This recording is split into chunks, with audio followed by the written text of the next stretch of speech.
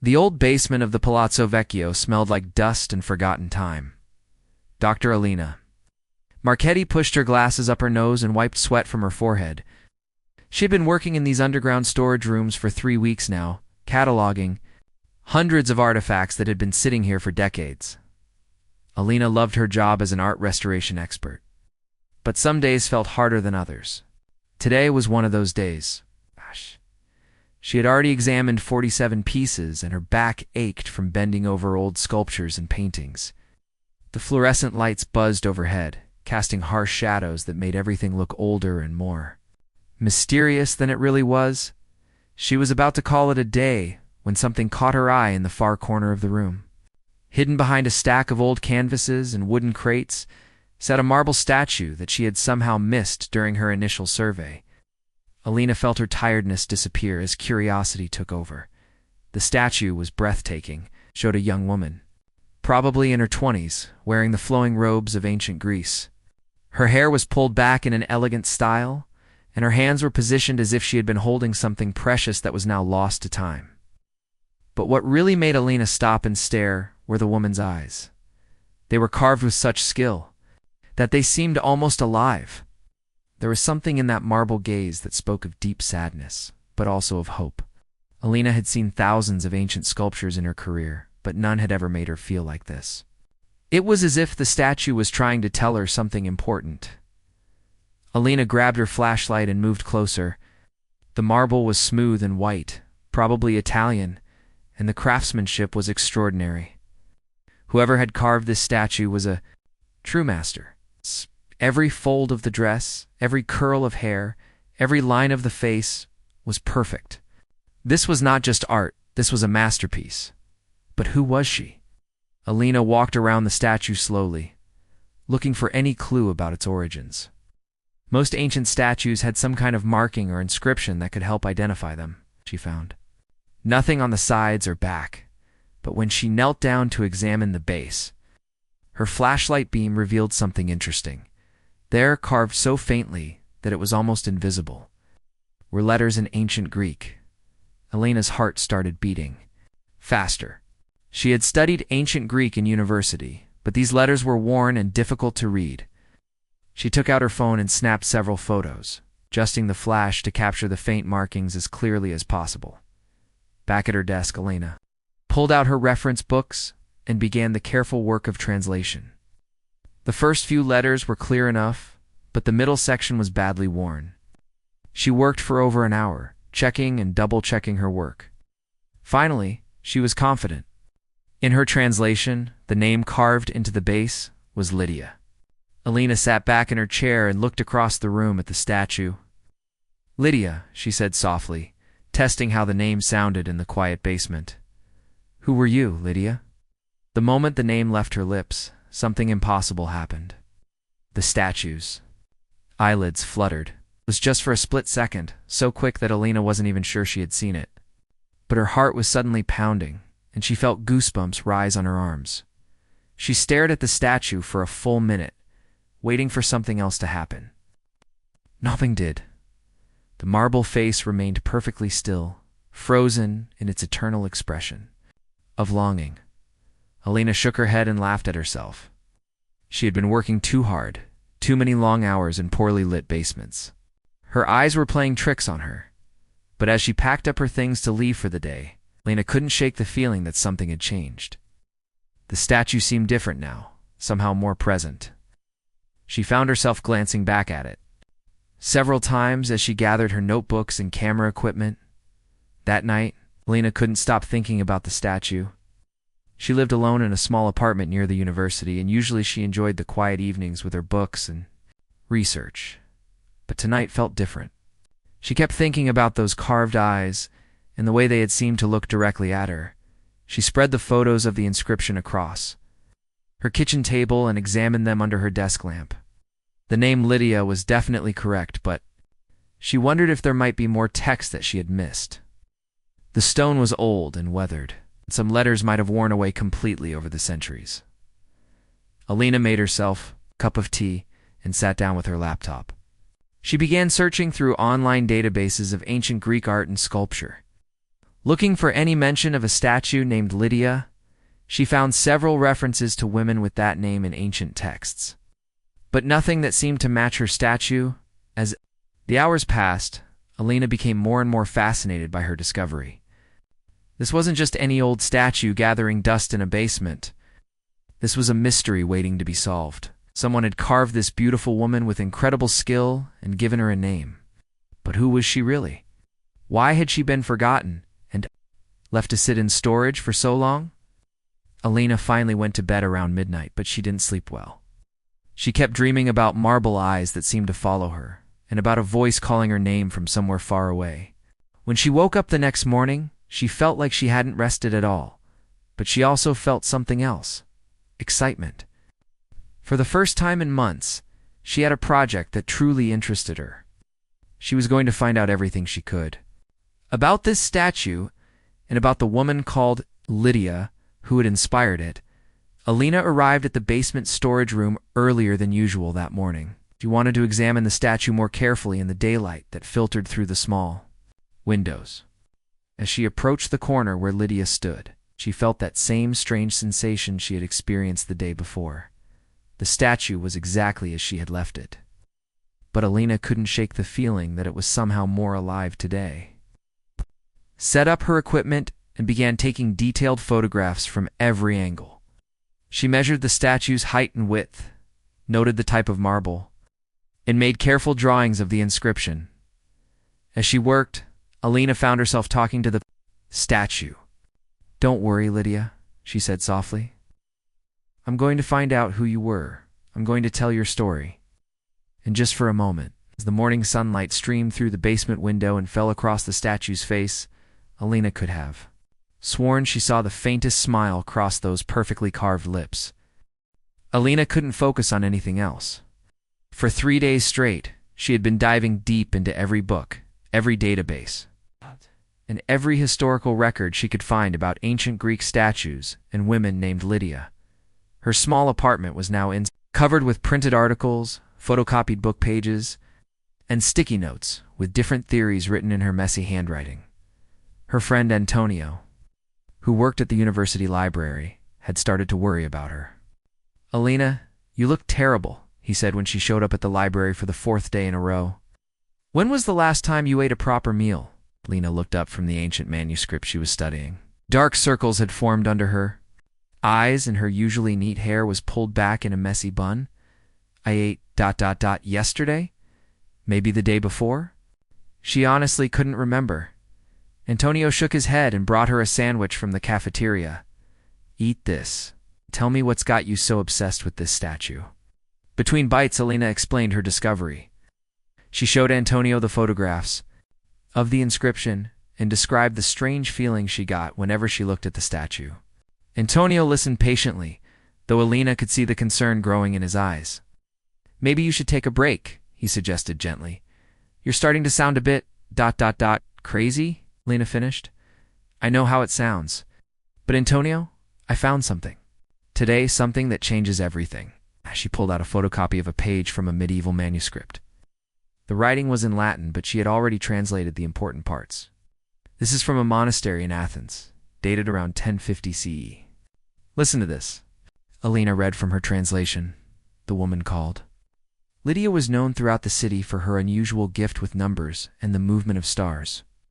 She could predict when the rains would come and when the crops would fail. The people sought her wisdom, but the authorities grew suspicious of her knowledge. Antonio leaned forward, suddenly interested. "Go on. It gets better," Alina continued, flipping to another page. "I found 3 more references to the same woman in different sources. They all say similar things. Lydia was incredibly smart, especially with mathematics and astronomy. But in those days, people didn't understand science the way we do now." She showed him another document. "This one is from a Byzantine court record. It says Lydia was accused of practicing forbidden arts because her predictions were too accurate. The court believed she was getting help from dark forces." Antonio studied the documents carefully. As a librarian, he had seen many historical records, but these seemed genuine. "What happened to her?"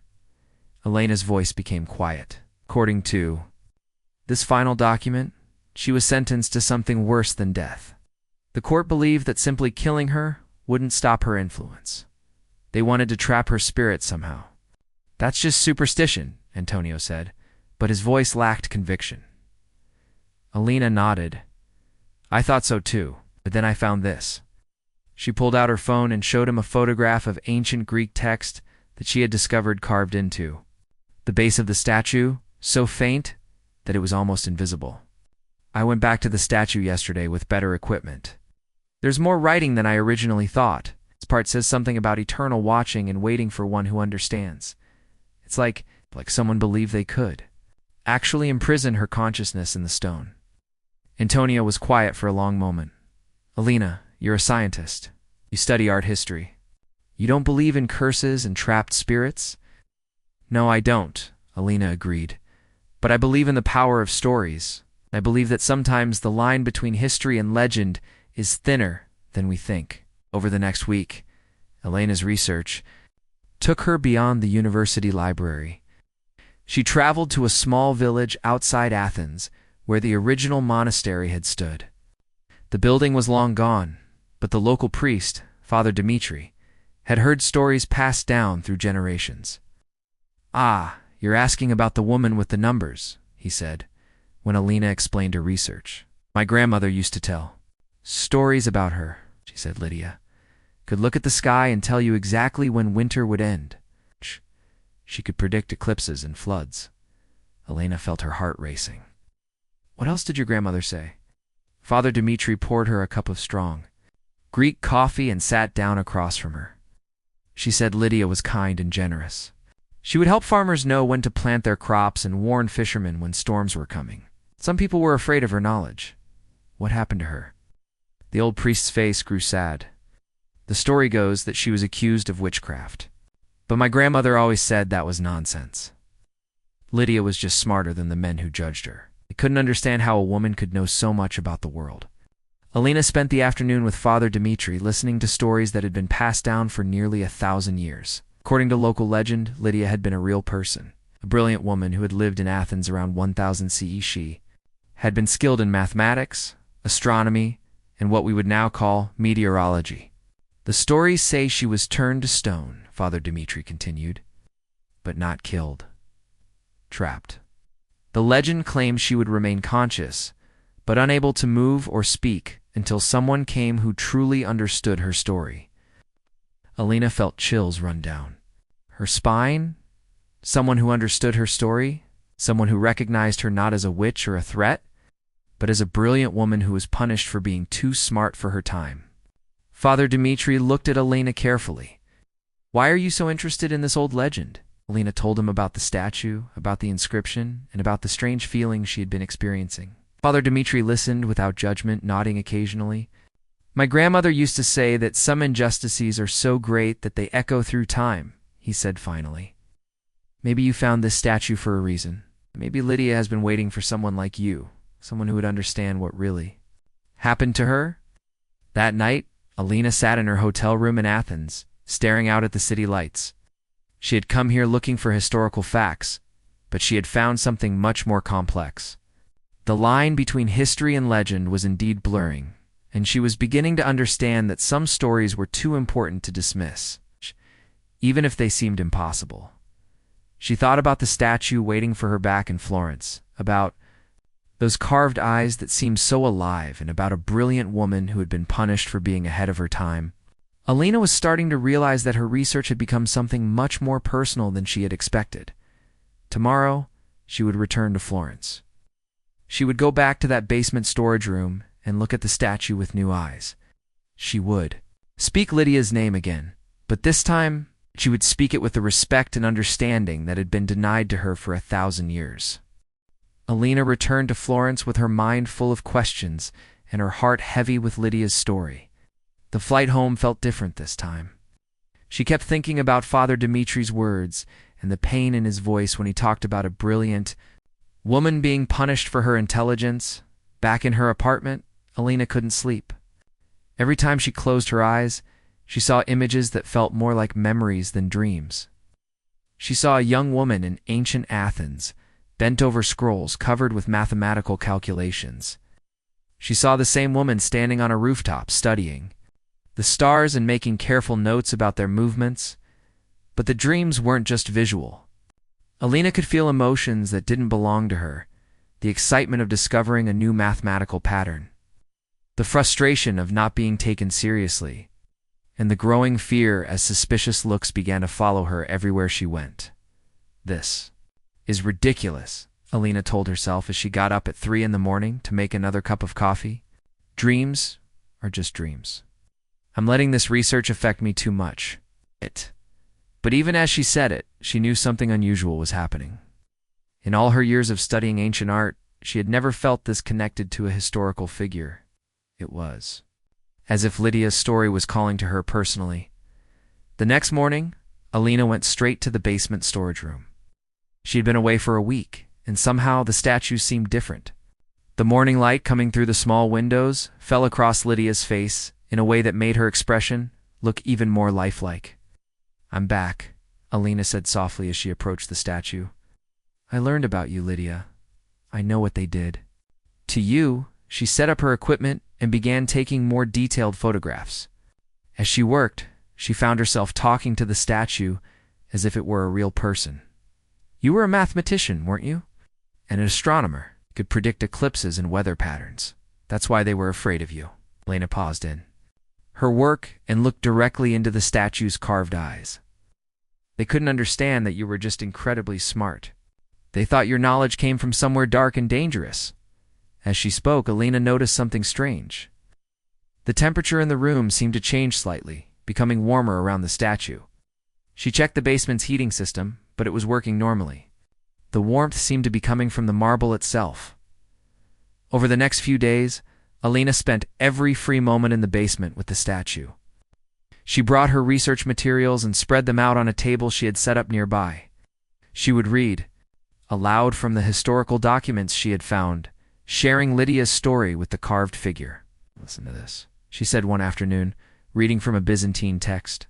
A court witness said you could calculate the exact day when the Nile would flood just by observing the stars. That's incredible, Lydia. You were doing advanced astronomy 1,000 years ago. Alina's colleagues at the university were beginning to worry about her. Dr. Romano, the department head, called her into his office.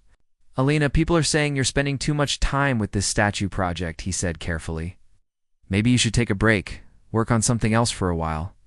Dr. Romano, this is important research, Alina replied. I'm uncovering the story of a brilliant woman who was completely forgotten by history. Her mathematical insights were centuries ahead of their time. Dr. Romano looked skeptical. That's fine, but you're starting to talk about this statue like it's a real person. Some people are concerned about your emotional investment in the project. Alina wanted to explain about the dreams, about the way the statue seemed to respond to her presence, about the incredible connection she felt to Lydia's story. But she knew how it would sound. Instead, she simply nodded. I understand your concern, but I need to finish this research. That evening, Alina worked late in the basement. She had discovered more mathematical formulas in ancient texts that seemed to match the kind of work Lydia had been doing. The calculations were incredibly sophisticated, involving astronomical observations that wouldn't be fully understood by mainstream science for several more centuries. You were amazing, Alina whispered to the statue as she worked by lamplight. You figured out things that took the rest of the world hundreds of years to understand. As she spoke, Alina noticed that the statue's marble surface felt warm to the touch. She placed her hand gently on the carved cheek, and for a moment, she could have sworn she felt the faintest pulse beneath the stone. I know what it's like, Alina continued, her voice becoming more personal. I know what it's like to have your work ignored because you're a woman. I know what it's like to have men take credit for your discoveries. Alina thought about her own career, about the times her research had been dismissed, about the papers she had written that were published under her male supervisor's name. Things are better now, but it's still not easy. I can only imagine how much harder it was for you. The basement was completely quiet, except for Alina's voice and the distant hum of the building's heating system. But as she continued talking, to the statue, Alina began to hear something else, a sound so faint that she wasn't sure if it was real or imagined. It sounded like breathing. Elena held her own breath and listened carefully. There it was again, a soft, slow rhythm that seemed to come from the direction of the statue. She looked at the carved figure, and for a moment she thought she saw the slightest rise and fall of the marble chest. "This is impossible," Elena said aloud, but her voice lacked conviction. She spent the next hour sitting quietly next to the statue, just listening. The breathing sound continued, so soft that it was barely audible. But Elena was certain she wasn't imagining it. As the week went on, other strange things began to happen. Elena would arrive in the morning to find that some of her research papers had been moved slightly, as if someone had been reading them during the night. The temperature around the statue continued to be warmer than the rest of the basement. Most remarkably, Elena began to understand mathematical concepts that had always been difficult for her, complex astronomical calculations that she had struggled with 4 years suddenly made perfect sense. It was as if someone was teaching her, guiding her understanding from somewhere just beyond her conscious awareness. "Is it you?" Elena asked the statue one evening as she worked late. "Are you somehow helping me understand these formulas?" The question hung in the air, and Elena felt foolish for asking it. But then something extraordinary happened. A single tear, clear and somehow warm despite the cold marble, rolled down the statue's cheek. Elena stared in amazement. She reached out with trembling fingers and touched the tear. It was real, not her imagination, not a trick of the light, but an actual tear on the face of a 1,000-year-old statue. "Lydia," Elena whispered, and as she spoke the name, she felt a connection that went beyond anything she had ever experienced. It was as if two minds, separated by 1,000 years, had finally found each other across the vast expanse of time. Elena knew that something incredible was happening, something that would change both of their lives forever. She just didn't know what it would mean or where this impossible connection would lead them next. The storm began at sunset, just as Elena was getting ready to leave the basement for the day. Rain pounded against the small windows, and thunder echoed through the old building. She had planned to go home, but something made her stay. The statue seemed different tonight, more alive somehow, as if the electricity in the air was affecting it. Elena decided to work late again. She had been doing this almost every night for weeks now, and her friends were starting to worry. But she couldn't help herself. Every day brought new discoveries, new connections between her research and the mysterious woman carved in marble. "Just us tonight, Lydia," Elena said as she settled into her chair beside the statue. "Everyone else has gone home because of the storm." She had brought a thermos of hot coffee and a sandwich, planning to spend several hours going through the last documents she had found. These were different from the others, personal letters and diary entries from people who had known Lydia when she was alive. Elena began reading aloud from a letter written by a woman named Penelope, who had been Lydia's friend. "My dear sister," writes that Lydia has been teaching the village children about numbers and the stars. She says the children love her lessons and that even the young girls are learning to calculate and reason like scholars. Elena looked up at the statue. The warm marble seemed to glow softly in the lamplight. "You were a teacher, weren't you? You shared your knowledge with anyone who wanted to learn," she continued reading.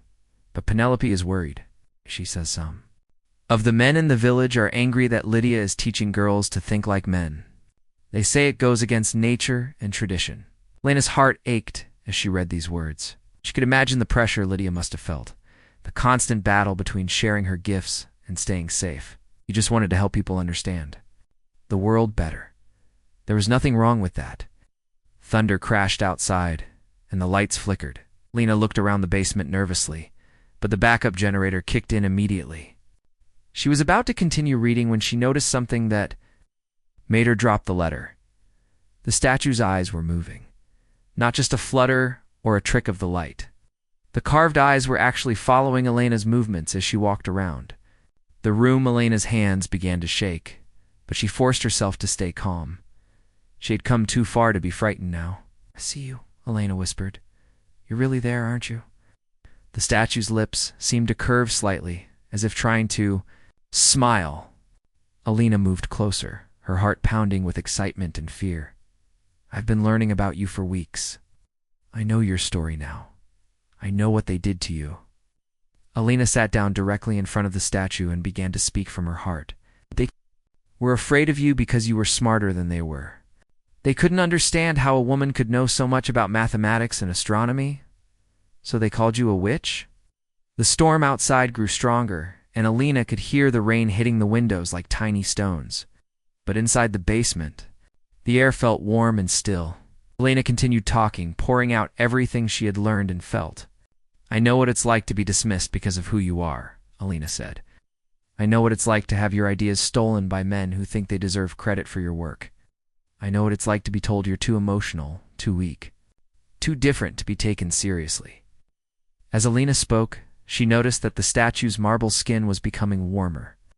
She could feel heat radiating from it, as if there was a living person inside trying to break free. "Last month, my supervisor presented my research about Byzantine art to an international conference," Alina continued. "He barely mentioned that I had done the work. Everyone congratulated him on his brilliant discoveries." Alina's voice became stronger, more passionate. "But you know what? I kept working anyway, just like you did. Because the work matters more than the recognition. Because knowledge belongs to everyone, not just two powerful men." Thunder boomed overhead and the lights went out completely. Alina's flashlight automatically turned on, casting wild shadows around the basement. In the dancing light, the statue looked more alive than ever. "I understand now," Alina said, her voice echoing in the darkness. "The curse wasn't just about speaking your name. It was about finding someone who truly understood what you went through. Someone who recognized your worth and your wisdom." Alina stood up and placed both hands on the statue's shoulders. The marble felt warm and soft, almost like real skin. "I see you, Lydia. Not as a witch or a threat, but as a brilliant woman who was punished for being ahead of her time." The storm reached its peak, and Alina could hear the wind howling around the building. But in the basement, something extraordinary was happening. The statue's chest began to rise and fall with slow, steady breaths. The carved eyes blinked once, twice, and then fixed on Alina's face with unmistakable intelligence. "You've been waiting," Alina whispered. "All this time you've been waiting for someone who would understand." The statue's lips moved, and Alina heard the faintest whisper of a voice that had been silent for 1,000 years. "I have been ... so lonely." Alina felt tears streaming down her face. "You're not alone anymore. I'm here, and I understand your story. I know who you really were." The breathing became stronger, more regular. The statue's skin continued to warm under Alina's touch, and she could feel a pulse beating steadily in the marble throat. "Tell me about your mathematics," Alina said softly. "Tell me about the stars and the patterns you discovered." At the statues. Eyes closed for a moment, and when they opened again, they were filled with knowledge that spanned centuries. The stars. They dance in patterns that repeat every 26,000 years. I could see the pattern, but no one would listen. Alina's mind raced with excitement. The precession of the equinoxes. "You figured out the precession of the equinoxes 1,000 years ago?" "I tried to teach them," the statue continued, her voice growing stronger. "But they said a woman could not understand the heavens. They said my knowledge came from darkness." Alina squeezed the statue's shoulders gently. "Your knowledge came from brilliance, from observation and calculation and pure intelligence. You were a scientist, Lydia. You were a mathematician and an astronomer, and you were amazing." The storm outside began to calm, and Alina could see the first hint of dawn through the basement windows. The statue's transformation was almost complete. Now, the marble had become warm flesh, and the carved features had softened into the face of a living woman. "I have waited so long," Lydia whispered, "for someone who would see me as I truly am." Alina smiled through her tears. "I see you. I see your brilliance, your courage, and your dedication to knowledge. I see a woman who refused to be silenced, even when the world tried to destroy her." As the sun rose over Florence, Alina knew that everything was about to change. The connection between past and present had been made, and two brilliant women, separated by 1,000 years, had finally found each other. The morning sun streamed through the basement windows, casting golden light across Lydia's face. Alina sat beside her, still holding her warm hands, hardly believing what she was seeing. The marble had completely transformed into living flesh. But Lydia remained perfectly still, as if she was learning how to exist again after 1,000 years. "How do you feel?" Alina asked softly. Lydia's eyes moved slowly, taking in the basement around her. "Strange," she whispered. "Everything is the same, but different. The air smells different. The light feels different." She looked at Alina with wonder. "You look different from the women of my time." Alina smiled. "A lot has changed in 1,000 years. Women can be scholars now, can study mathematics and astronomy openly. We can teach at universities and lead research projects." Lydia's eyes filled with tears. "Truly. Women are allowed to pursue knowledge." "It wasn't easy," Alina explained. "It took centuries of fighting for our rights. There are still challenges, but yes, women can be scientists and mathematicians and professors. In fact, some of the greatest discoveries in recent history have been made by women." Lydia tried to stand, but her legs were shaky after so many centuries of stillness. Alina helped her sit on a nearby chair. "Tell me about these discoveries," Lydia said eagerly. Yes. "Tell me how far human knowledge has advanced." For the next hour, Alina shared stories of scientific progress. She told Lydia about space exploration, about computers, about medical advances that had saved millions of lives. She explained how Lydia's own mathematical insights about astronomical cycles had been proven correct, and were now taught in schools around the world. "Your work on predicting eclipses and seasonal changes," Alina said, "it was incredibly accurate. Modern astronomers use similar calculations today." Lydia listened with fascination, asking detailed questions about each discovery. Alina was amazed by how quickly Lydia understood concepts that had taken humanity centuries to develop. Her mind was as sharp as ever, perhaps sharper after having so much time to think. But as the morning progressed, Alina noticed something troubling. Lydia was becoming transparent. Alina could see the wall behind her more clearly with each passing hour. "Lydia," Alina said carefully, "I need to ask you something. Are you going to stay like this? Are you really alive again?" Lydia looked down at her hands and saw what Alina was seeing. "No," she said sadly. "This is not true life. This is something else. I am here, but I am not meant to stay in this world." Alina felt her heart breaking. "But you just got free. After all this time, you're finally able to speak and move and think freely." "And I am grateful," Lydia replied, taking Elena's hands in her own fading ones. "You gave me the greatest gift possible. You saw me for who I truly was. You understood my story and spoke my name with respect and recognition." "Then why are you leaving?" Alina asked, tears streaming down her face. Lydia smiled peacefully. "Because my time has passed. I lived my life 1,000 years ago. But my knowledge, my discoveries, my passion for learning, these things don't have to die with me." As she spoke, Alina felt something extraordinary happening. Knowledge was flowing between them, not just facts and formulas, but understanding. Alina suddenly grasped mathematical concepts that had always puzzled her. She could visualize astronomical patterns in ways she never had before. "I'm sharing what I learned," Lydia explained. "All the years I spent thinking and calculating while trapped in stone, all the patterns I discovered, all the connections I made between mathematics and the natural world, I'm giving them to you." Alina felt her mind expanding, filling with insights that seemed to come from another lifetime. She understood now why she had felt such a strong connection to Lydia's story. They were meant to find each other across the centuries. "You'll continue the work," Lydia continued. "You'll make new discoveries using what I've learned.